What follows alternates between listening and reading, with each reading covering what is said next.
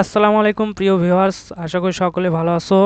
তো তোমরা হয়তো ইতিমধ্যে জেনেছো যে বাংলাদেশ পুলিশ কনস্টেবলের সার্কুলারটি প্রকাশিত হয়েছে। তো সার্কুলারটিতে আবেদন করতে হলে তোমরা কোন ওয়েবসাইটের মাধ্যমে এবং কিভাবে আবেদন করবে সেগুলোই আজকে দেখাবো। আর কোন ওয়েবসাইটের মাধ্যমে আবেদন করতে হবে সেটিও দেখবে। তো সম্পূর্ণ ভিডিওটি না টেনে দেখতে থাকো এবং আমার চ্যানেলে যারা নতুন অবশ্যই সাবস্ক্রাইব করে রাখবে, যাতে পরবর্তীতে এরকম আরও অনেক তথ্য দিয়ে তোমাদেরকে সহযোগিতা করতে পারি। তো প্রথমে তোমরা police.teletalk.com.bd যে ওয়েবসাইট রয়েছে অফিসিয়াল, সেই ওয়েবসাইটে প্রবেশ করবে। এরপর এখানে আছে সার্কুলার অফ টিআরসি, আর এখানে আছে অ্যাপ্লিকেশন ফর্ম। তো আমরা যেহেতু আবেদন করব, এখানে অ্যাপ্লিকেশন ফর্মে ক্লিক করব। এরপর ট্রেইনি রিক্রুট কনস্টেবল, এখানে একটি টিকমার্ক দিয়ে তারপর হচ্ছে নেক্সটে চাপ দেব। নেক্সটে চাপ দেওয়ার পর যে কনস্টেবলের ফর্মটি রয়েছে সেই ফর্মটি কিন্তু শো হয়ে যাবে। তো এখানে তোমাদের কি কি ইনফরমেশন লাগবে একটু মনোযোগ সহকারে দেখবে।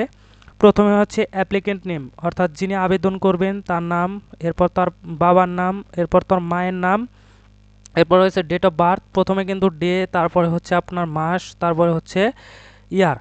এরপর জেন্ডারের ক্ষেত্রে মেল হলে মেল, ফিমেল হলে ফিমেল, রিলিজিয়ন যার যে ধর্ম, এরপর হচ্ছে ব্লাড গ্রুপ, রক্তের গ্রুপ যার যেটি সেটি দেবে। এবার কোটা, যদি কোটা থাকে সেক্ষেত্রে কোটা দেবে, আর যদি কোটা না থাকে তাহলে কিন্তু জেনারেল দিতে হবে। এরপর যে বিষয়গুলো রয়েছে হাইট, ওয়েট এবং এই যে চেস্ট মেজারমেন্ট, এই তিনটি অপশন কিন্তু খুবই গুরুত্বপূর্ণ, খুব সতর্কতার সহিত অবশ্যই দেবে। আর যদি এখানে ভুল হয়ে যায় তাহলে দেখবে যে অনেকের ফিজিক্যাল এন্ডুরেন্স টেস্টে, অর্থাৎ অনলাইনে যে স্ক্যানিং হয় সেখানে কিন্তু বাদ পড়ে যাবে। তো এখানে একদম সঠিকভাবে দেবে। তো এখানে উচ্চতা, ওজন এবং চেস্ট মেজারমেন্ট বলতে তোমাদের যে বুকের মাপ সেটি। এরপর হচ্ছে ন্যাশনালিটি বাংলাদেশি অবশ্যই, বার্থ রেজিস্ট্রেশন যাদের জন্ম সনদ আছে ইএস দিয়ে জন্ম সনদ নাম্বারটি দেবে। এরপর যাদের ন্যাশনাল আইডি আছে তারা অবশ্যই ন্যাশনাল আইডি নাম্বারটি দেবে, আর যদি না থাকে সেক্ষেত্রে নো সিলেক্ট করবে। এরপর রয়েছে ম্যারিটাল স্ট্যাটাস কিন্তু সিঙ্গেল থাকতে হবে।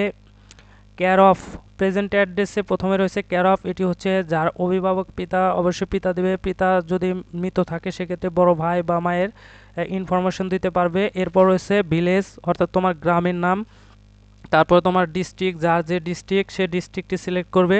এরপর রয়েছে উপজেলা, ডিস্ট্রিক্টের যে উপজেলা, তুমি যে উপজেলায় আসো সেই উপজেলা সিলেক্ট করবে।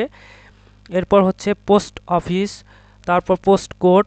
আর যাদের প্রেজেন্ট অ্যাড্রেস এবং পার্মানেন্ট অ্যাড্রেস সেম, তারা কিন্তু এখানে টিক মার্ক দিলেই হয়ে যাবে, অর্থাৎ একটা পূরণ করলেই আরেকটা হয়ে যাবে। আর যদি পার্থক্য থাকে সেক্ষেত্রে কিন্তু অবশ্যই প্রেজেন্ট অ্যাড্রেসের মতোই পার্মানেন্ট অ্যাড্রেসটিও দিয়ে দিবে। এরপর হচ্ছে ফোন নাম্বার কিন্তু খুব সতর্কতার সহিত অবশ্যই বারবার চেক করে দিবে, কারণ তুমি এখানে যে ফোন নাম্বারটা সাবমিট করবে সেটিতেই কিন্তু তোমার মেসেজ যাবে, পেমেন্ট করার পরেও মেসেজ যাবে, এবং মাঠ হওয়ার যে 72 ঘন্টা পূর্বে মেসেজ যায় সেই মেসেজটিও কিন্তু এই নাম্বারেই যাবে। সো সব কিছু কিন্তু অনেক খেয়াল রেখে করতে হবে। এরপর রয়েছে এসএসসি ইকুইভ্যালেন্ট, অর্থাৎ তোমার যে এসএসসির যে ইনফরমেশনগুলো সেগুলো দিতে হবে। এক্সামিনেশন, এখানে অবশ্যই এসএসসি দিবে। আর যদি কেউ দাখিল পাস করে তাহলে দাখিল, যদি ভোকেশনাল হয় সেক্ষেত্রে ভোকেশনাল, যার যেটা আছে। তো এটা সিলেক্ট করার পর হচ্ছে বোর্ড, যার যে বোর্ড থেকে পাস করেছো সে বোর্ডটি সিলেক্ট করবে। এরপর রোল নাম্বার, এসএসসির রেজিস্ট্রেশন নাম্বার, তারপর হচ্ছে রেজাল্ট এখানে জিপিএ সিলেক্ট করার পর তুমি কত পেয়েছো সেটি লিখে দেবে। এরপর গ্রুপ, কোন গ্রুপ থেকে পাস করেছো, হিউম্যানিটিস নাকি বিজনেস স্টাডিজ নাকি সায়েন্স থেকে, সেটি দিয়ে দিবে। এরপর পাসিং ইয়ার, কোন বছরে তুমি পাস করেছো সেটি দিয়ে দিবে। তো দেওয়ার পর হচ্ছে এখানে ভ্যালিডেশন যে কোডটি রয়েছে অবশ্যই একদম হুবহু কোডটি বসিয়ে টিক মার্ক দেওয়ার পর আবার একটু চেক করে নেবে। চেক করে নেওয়ার পর হচ্ছে তোমরা নেক্সটে ক্লিক করবে। নেক্সটে ক্লিক করার পর এই যে এরকম একটি পেজ চলে আসবে। তো এরকম একটি পেজ চলে আসার পর তোমাদের যে কাজটি করতে হবে সেটি হচ্ছে একটা ছবি অ্যাড করতে হবে, আর একটা হচ্ছে সিগনেচার। তো ছবি অ্যাড করার ক্ষেত্রে 300 বাই 300 পিক্সেল হতে হবে, আর সিগনেচারের ক্ষেত্রে কিন্তু 300 বাই 80 পিক্সেলের হতে হবে। এখন আমি তোমাদের ছবি আপলোড করা এবং সিগনেচার আপলোড করা দেখিয়ে দেব। তো ছবি আপলোড করা এবং সিগনেচার আপলোড করার ক্ষেত্রে তোমাদের যে বিষয়গুলি খেয়াল রাখতে হবে সেটি হলো ছবিতে অবশ্যই 300x300 পিক্সেল থাকতে হবে, সিগনেচারে 300x80 পিক্সেল থাকতে হবে। আর ছবির ফরম্যাট কিন্তু অবশ্যই জেপিজি ফরম্যাটের হতে হবে, অন্য কোনো ফরম্যাটে হলে কিন্তু ছবি বা সিগনেচার আপলোড করতে পারবে না। তো ব্রাউজে ক্লিক করব। ব্রাউজে ক্লিক করার পর হচ্ছে আমি যে ছবিটি রেখেছি সেই ছবিটি ক্লিক করব। তো এই যে এখানে ছবিটি কিন্তু শো করতেছে। এরপর হচ্ছে আমি সিগনেচারটি নেব। তো সিগনেচারটি অ্যাড করব। সিগনেচারটি অ্যাড হওয়ার পর এই যে এখানে টিক মার্ক দেব।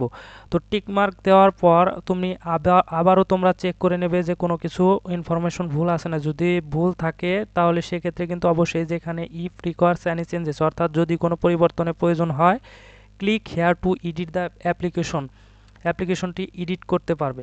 তো আমি যেহেতু এডিট করতে চাচ্ছি না, সেক্ষেত্রে টিক মার্ক দিয়ে এই যে সাবমিট দ্য অ্যাপ্লিকেশনে ক্লিক করব। সাবমিট দ্য অ্যাপ্লিকেশনে ক্লিক করার পর এটি প্রসেস হবে। তো প্রসেস হওয়ার পর কিন্তু এই যে দেখতে পারছো একটা অ্যাপ্লিকেন্ট কপি তৈরি হয়ে গেছে।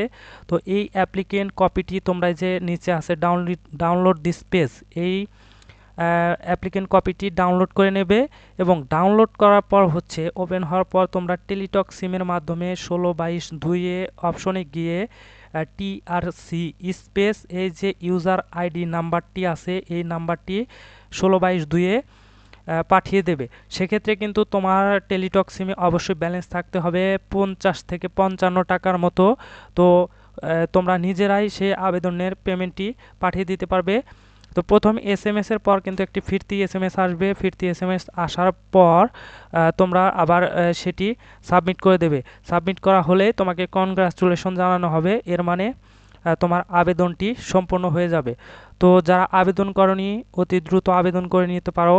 আগামী 18 তারিখ কিন্তু আবেদনের শেষ সময়।